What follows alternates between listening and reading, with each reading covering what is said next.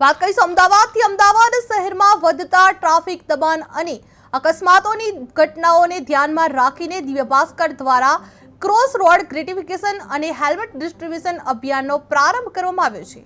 હાલમાં આ અભિયાન હેલ્મેટ સર્કલ ખાતે સક્રિય રીતે ચાલી રહ્યું છે, જ્યાં સવારે 8 વાગ્યાથી 9:30 વાગ્યા સુધી અને સાંજે 5:30 થી 7 વાગ્યા સુધી આ દરમિયાન પિકઅપ વર્ષમાં વિશેષ કામગીરી હાથ ધરવામાં આવી રહી છે।